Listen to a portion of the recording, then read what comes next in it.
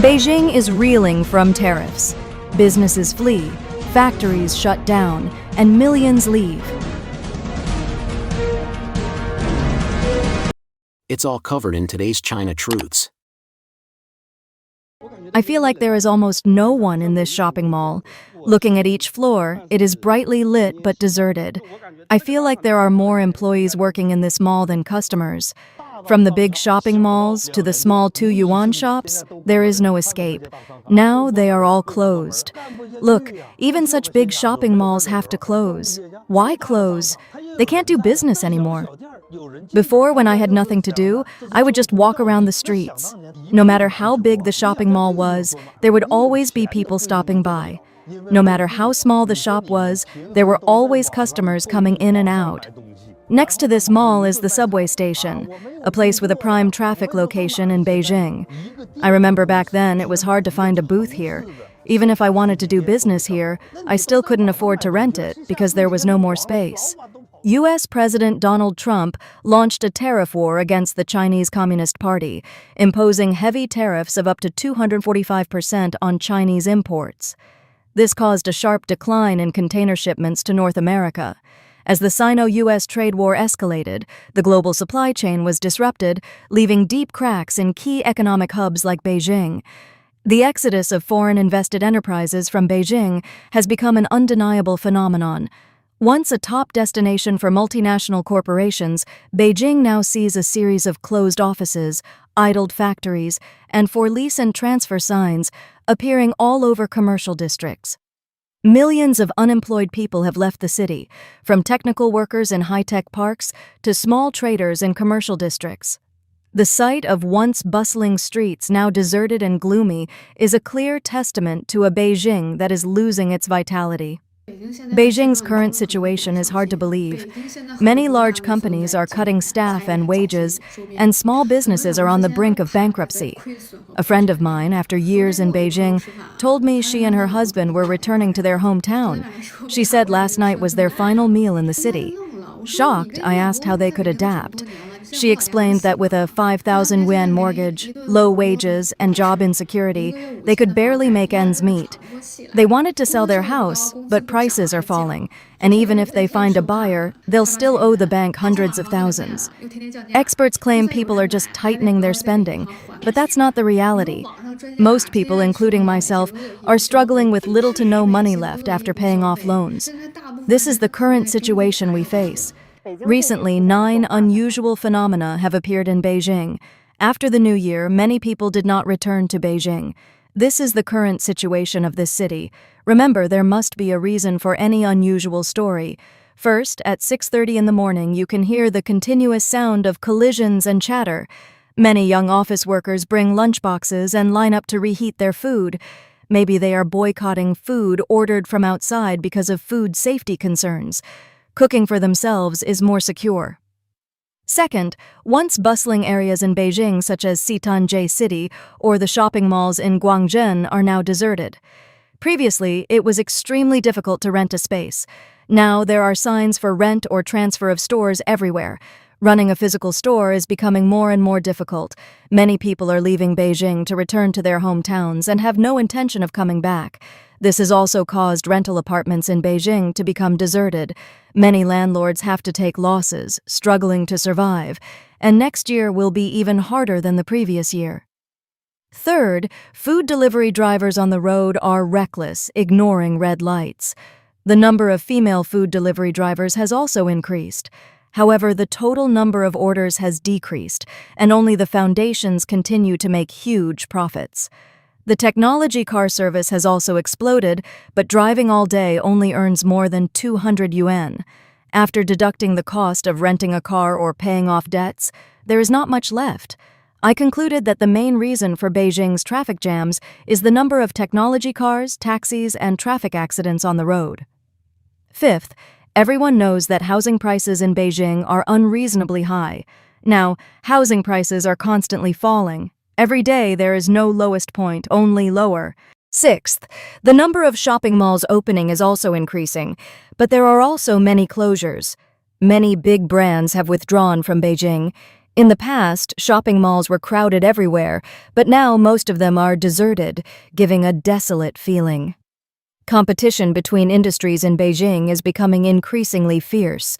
Many shops complain that business is more difficult than before. Even barber shops now offer quick haircuts for just over 30 yuan. Many have turned to selling goods during the summer to make a living. Eighth, finding a job in Beijing is getting harder. It is almost impossible to find a job with 2 days off on weekends, insurance, and benefits. 1 day off a week is considered lucky. Many university graduates have not found work yet. Many seasonal workers are also unemployed this year. A normal job with a salary of 4,000 to 5,000 yuan is considered good, not as high as imagined. Many companies are also quietly cutting staff. Ninth, office buildings in Beijing are now half empty. Many companies are moving out of these buildings, and there is a trend of shared workspaces. Like before, several logistics companies rent the same store. Making money in Beijing has become harder for ordinary people, with only a small number still thriving. It feels like there are fewer people now, even in big cities, where areas that were once crowded are now deserted. Some say the countryside is also emptier, and people are leaving small and medium-sized cities. The question arises, where have all the people gone? Around 2016, the rent in Wangjing was 15 yuan per square meter, but now it's dropped to just 3.5 yuan, with vacancy rates nearly halved. Once home to major companies like Alibaba, Momo, Meituan, and 58.com, Wangjing has been hit hard by the U.S. tariff war, leading to layoffs, pay cuts, and bankruptcies. It's now a symbol of the internet industry's crisis. What we miss is not Wangjing's past prosperity, but the era when everyone had the chance to change their destiny. When goods cannot be exported and businesses are stagnant, millions of workers face unemployment, no income, and difficulties in life. With incomes dropping, people began to tighten their spending, buying only the most essential items, causing serious impacts on consumer and service businesses. Among them, the restaurant industry was one of the hardest hit. Restaurant owners could no longer afford to maintain operations, had to cut staff, or stop operating completely. Spending on food services dropped sharply as people prioritized saving over spending on extravagant activities, making Beijing's economy more gloomy and stagnant than ever. I live in Beijing, and not long ago, my family's small noodle shop in Huilongguan district officially closed. It was a sad but not unexpected decision. Many people asked me, is it still possible to do business in the food industry in Beijing? I dare not answer with certainty, but I can share with you what we have experienced as both a lesson and a warning. My family moved from the countryside to Beijing to start a business. My parents opened a small restaurant, and my husband worked in the internet industry. We were both owners and customers. However, we quickly learned that the food business can become a bottomless pit if not managed carefully. The economy has been struggling in recent years, and most people's income has dropped significantly.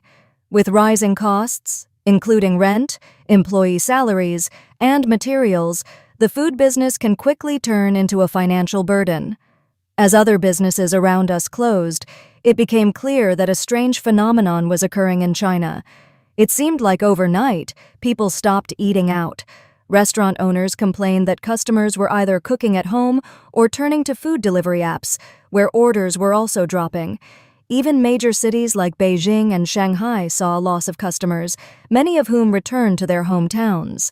However, those returning found their hometowns just as deserted, with shopping malls resembling ghost towns. What is even more bizarre is that from Beijing's Guomao Commercial District to Hangzhou's Pinchang Industrial Park, from Shenzhen Science Park to Wuhan's Guanggu, every city is reenacting the same scenario. Millions of people have mysteriously evaporated. Data from a platform shows that the frequency of consumption at restaurants nationwide has dropped by 36.8%. While the amount of household cooking ingredients increased by only 5.7%. The more you calculate this, the more terrifying it becomes. Where do people who don't eat out, buy ingredients, or order food go? Not only the food and beverage industry is suffering, But all other industries in Beijing are in a dire situation, having to cut staff and reduce the scale of operations. Large and small companies, and even small retail stores, are struggling with a lack of customers and declining revenue. Thousands of workers are facing job losses, causing the unemployment rate to rise. Many Beijing residents lament that the city is now strangely deserted, no longer bustling and crowded as before. The streets, markets, and shopping areas, which were once the centers of economic and social activity, have become quiet and deserted. Walking on the streets, one can easily see the absence of pedestrians, the early closing of shops, and the gloomy atmosphere. People no longer see the vibrancy and development that the city once had. They cannot understand what is happening in Beijing, a city that was once a symbol of China's prosperity and continuous development. Unanswered questions arise in their minds. Why has there been such a rapid decline? Can Beijing ever recover? As Apple Inc. in the United States increases the transfer of key industrial chains to India and Vietnam, Beijing is also trying to set up obstacles to prevent the transfer of supply chains. As the Sino-US trade war continues to escalate, some analysts point out that there is a risk of further deep depreciation of the RMB, which may bring a chain reaction to other Asian currencies. Recently, water, electricity, gas, and other prices have increased in many places in China, but at the same time, the prices of household appliances have fallen. What is the reason? Apple is reported to be accelerating the transfer of China's supply chain, and Chinese customs have set up obstacles. Nikkei Asia News reported on Monday, April 14th, that Apple Inc. in the United States took advantage of the 90-day tariff grace period to increase the transfer of key industrial chains to India and Vietnam and expand the production capacity of overseas factories. But Beijing used strict customs inspections to try to slow down the process. A person familiar with the matter told Nikkei that Apple has helped suppliers in other countries purchase equipment to help India increase iPhone production by millions. Apple also told suppliers that most MacBooks and iPads for the U.S. market need to be produced in Vietnam. Apple hopes to produce at least 50 million iPhones in India this year, and India will produce most iPhone models sold in the United States. The U.S. technology giant began asking major suppliers to increase iPhone production in India earlier this year, but factory utilization there has reached its maximum, making it difficult to increase production capacity. According to multiple people familiar with the matter, Apple also asked suppliers to ship as many parts as possible from China to Southeast Asia and India to support the U.S. market's demand for various products. Meanwhile, Apple has instructed its suppliers to accelerate the transfer of production of components, such as printed circuit boards, to Thailand and other regions outside of China, according to people familiar with the matter who spoke to Nikkei. A manager at a major Apple supplier also confirmed that Apple is accelerating the diversification of its business away from China. The manager added that Apple is now seriously considering multiple component production bases in Thailand. According to multiple people familiar with the matter, shipments of production equipment from China have stagnated as the Chinese authorities have been strengthening customs inspections for several months. It's not that we don't want to expand production capacity, but the problem remains. Exporting equipment from China is an ongoing challenge, said an executive at an Apple assembly plant. Apple has not yet responded to Nikkei's request for comment. An unprecedented wave of price increases is coming in China, and it is difficult for anyone to stay out of it. Recently, the self-media Zhigu Trend Inside the Wall published an article stating that Shenzhen, the richest city in China, recently plans to increase the price of tap water by 13.05%. Before Shenzhen, many cities had already pressed the price increase button. The water fee in Guangzhou has increased by 34%, Nanjing has increased by 26%, and a ton of water in Beijing is almost 5 yuan. Gas and electricity have also increased.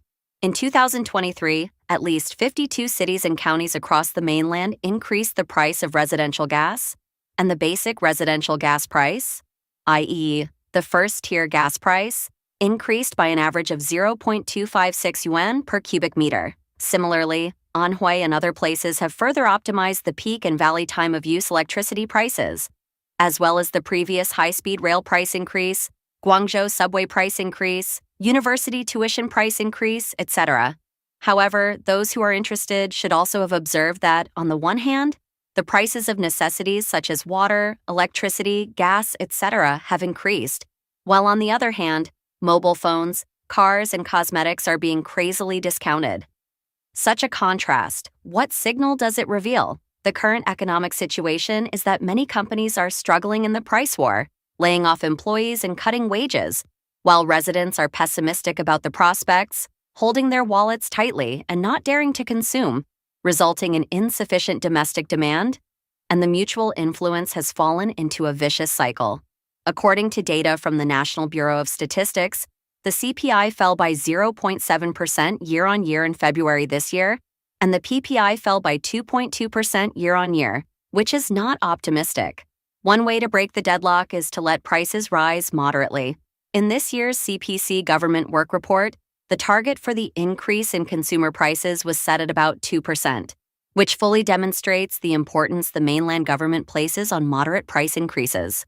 High-speed rail, gas, hydropower, and other rigid demand industries have taken the lead in taking action, which is actually a lever to drive the moderate recovery of prices. Tianfeng Securities calculation results show that a 4%, 6%, and 8% increase in the price of hydropower and gas will drive the year-on-year growth rate of the PPI up by about 0.5, 0.7, and 1.0 percentage points, respectively. This year, the government has arranged 300 billion yuan in ultra-long-term special treasury bonds to support the replacement of old consumer goods with new ones, which is double the scale of 2024. At the same time, the types of consumer goods that can be subsidized for replacement have been expanded to 12, and the coverage will be further extended to rural areas, vigorously boosting consumption and accelerating the filling of domestic demand, especially consumption shortcomings, will help domestic demand become the main driving force and stabilizing anchor for economic growth. Moderate inflation is actually conducive to economic development, especially in the current context of local government debt. If the appropriate CPI inflation rate can be maintained, then as time goes by, rising prices can effectively dilute debts and ease repayment pressure. Therefore, no matter from which angle, promoting a moderate recovery in prices will be a long-term policy orientation, and the reduction of reserve requirements and interest rates will continue. At the end of 2024, the balance of RMB deposits of Chinese households reached 151 trillion yuan. In the first 2 months of this year, people were still depositing money crazily, with RMB deposits increasing by 6.13 trillion yuan, equivalent to 10 billion yuan deposited by people across the country in banks every day. Abnormal. China's M2 increased by 7% year-on-year at the end of March, but both CPY and PPI fell. On April 13th, the People's Bank of China released the Financial Statistics Report for March 2025, in which several sets of data attracted attention and concern from the outside world. First, according to this report, at the end of March this year, China's broad money M2 balance was as high as 326.06 trillion yuan, a year-on-year increase of 7%. The narrow money M1 balance was 113.49 trillion yuan, a year-on-year increase of only 1.6%. According to data released by the National Bureau of Statistics of China on April 10th this year, in March 2025, the National Consumer Price Index, CPI, fell by 0.1% year-on-year. It fell by 0.4% month-on-month.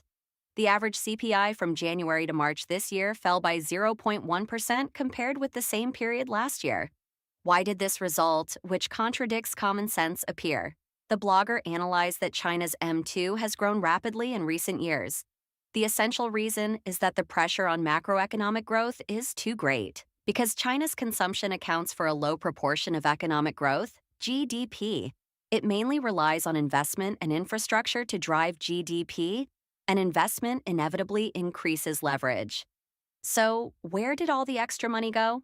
The blogger analyzed that part of the reason is that the over-issued currency was converted into savings of residents and enterprises, becoming illiquid capital in banks, and the stimulus effect on the economy was ineffective. Another reason is leverage and credit, and the over-issued money became debt. The pace is accelerating. The RMB may further depreciate deeply. Bloomberg wrote that if China significantly devalues the RMB in response to U.S. tariffs, South Korea's won and bond markets may be dragged down due to the close trade relationship and fierce competitive pressure between China and South Korea. Bloomberg calculations show that the won is more sensitive to the weakening of the RMB than other Asian emerging market currencies, such as the rupiah.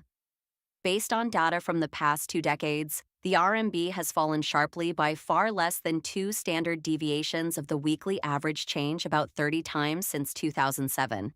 In these cases, the won fell by an average of 1.05%. As the Sino-US trade war continues to escalate, some analysts point out that there is a risk of further deep depreciation of the RMB, which may bring a chain reaction to other Asian currencies. In addition, the U.S.'s practice of imposing a 145% tariff on Chinese products may also force these goods to be resold to other countries, triggering more intense competition and deflationary pressure. When China devalued the yuan in 2015, the statistical correlation between the two currencies was weak, and the won was also hit. Now that the correlation is stronger, if the yuan falls to 7.50 against the dollar, the pressure on the won may be more severe. China, Taiwan trade accusations after Taiwanese rapper exposes Beijing's influence tactics. China and Taiwan traded accusations of cognitive warfare after a Taiwanese rapper exposed how Beijing is using Taiwanese internet celebrities to influence public opinion. Chen Piyuan, a 25-year-old Taiwanese rapper who studied in China in his formative years and became a poster boy of CCP propaganda in 2022, told a Taiwanese YouTuber known as Pa Chiang about how he was brainwashed in China, in a video published recently. The video, advertised as the first part of a documentary series titled China's United Front Exposed, has been viewed about 2.7 million times. The documentary shows Chen making phone calls to 2 Taiwanese individuals in China, a state-controlled Chinese newspaper, and a local branch of the CCP's United Front Work Department, UFWD, purporting to pitch his ideas for propaganda videos about how Taiwan's military is authoritarian and how he can introduce other Taiwanese internet celebrities to the UFWD. According to trailers for Part 2 of the documentary, which is scheduled to be published later this month, Chen and others traveled to China in November on the UFWD's invitation and recorded how CCP officials get Taiwanese content creators to make videos about the prosperity of mainland China. Those who don't understand or care about politics are the easiest target of the United Front, the rapper said. When you are invited there, you are gradually walking into their trap. A day after the first part of the documentary was published, Chen published another video showing that his account on Douyin, the Chinese version of TikTok, had been locked. The account had nearly 1.68 million followers at the time. Chen and Pa Chiang also issued separate statements saying they would never take their own life.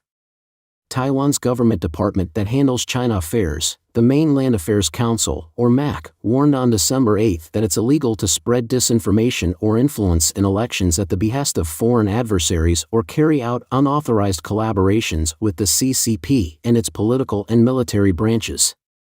On December 11, Beijing denied having bribed Taiwanese internet celebrities and accused Taiwan's ruling Democratic Progressive Party of launching a cognitive warfare effort. In response, MAC Deputy Minister and spokesman Liang Wenqi said Beijing's denial is futile. Liang said the CCP has always used entertainers in both the traditional media and on the internet. It's an important part of the CCP's cognitive war on Taiwan, he said. Chen's story in China began when he was 13 and started martial arts training at the world-famous Shaolin Temple. They initially treated us well, he recalled in the documentary, but that was until he made a joke. I said once, China is Taiwan's biggest island, he said. After that, some of my senior peers would rough me up when I returned to my dorm. That lasted for more than a year. During those years, Chen watched Chinese war movies that tell the CCP's version of the Second Sino-Japanese War and the Korean War, and grew a strong sense of nationalism. According to Chen, he later realized that the monks at the temple, including the abbot, were appointed by the CCP. Chen had a break from the CCP's education of patriotism when he attended high school in the United States, but it resumed in 2018 when he returned to China to study law at Huaqiao University, without realizing that the university was under the direct control of the UFWD, the CCP's arm responsible for getting everyone in and out of China in line. Only after I started, I realized I was in a concentration camp, he said. The name of the university, Huaqiao, means overseas Chinese. According to Chen, there were about 100 Taiwanese students in his year, as well as ethnic Chinese from Malaysia and Indonesia, and students from Africa. The students were required to study the thoughts of Chinese leader Xi Jinping. In history classes, they were taught about China's humiliation at the hands of foreign forces and how the Chinese people in the 1940s supposedly loved the CCP over the Kuomintang, the party that ruled China before losing to the CCP and evacuating to Taiwan. Lecturers told us that it was up to us to improve cross-strait relations. After the unification of China and Taiwan, we would become officials. That should be our ambition, he said. Huaqiao University is located in China's Fujian province, which is across the strait from Taiwan and has a dialect and traditions similar to those on the island. Having fallen in love with the place, Chen wrote songs about how people on the two sides of the strait have the same roots. In 2022, the senior year student came under the CCP's radar after his songs that encouraged people to follow rules during the COVID-19 pandemic went viral. Local officials and media bequeathed him the title of a patriotic Taiwanese youth. In that year, he became a poster boy of the Cross-Strait Youth Development Forum, and he saw nothing wrong with supporting the CCP's unification cause at the time. Chen's signature song, Chinese Bosses, later went viral in both China and Taiwan, but he didn't receive any royalty payments, and his stardom in China soon became notoriety following a dispute with his business partner, the son of a local official. According to Chen, the partner used Chen's fame to build up a company with him before dumping him and taking the whole team away. After Chen tried to expose what the partners did on social media, the latter retaliated by launching a video campaign to label Chen as a Taiwanese separatist. The tactic led to crazed pile-ons by internet trolls, he said. Chen said he initially attempted to resolve the issue through China's legal system, only to be told by the court that the defendant was nowhere to be found, despite the fact that he had been posting videos on TikTok as usual. I became deeply aware that I wasn't living in a democracy, he said. I could continue to shill for the CCP, but I don't want other Taiwanese to go through the same. Earlier this year, Chen returned to Taiwan for his mandatory military service. Some of my brothers in arms would say, if the CCP attacks, we can just wave the Chinese flag, everyone will be fine, he said. But they haven't considered what we will become next. I think if the CCP takes Taiwan, we won't even be deemed worthy of being, like, Hong Kong. We will become the next Xinjiang.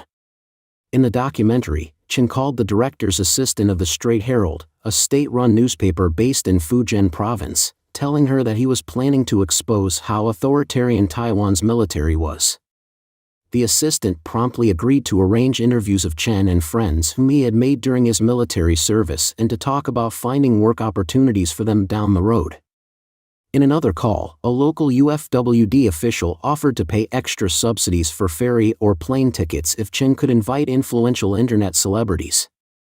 In an interview with Taiwan Set News, Pa Chiang said in the city of Xiamen alone, there are more than 1,000 influencers working with the local UFWD, including internet celebrities, coaches, and others.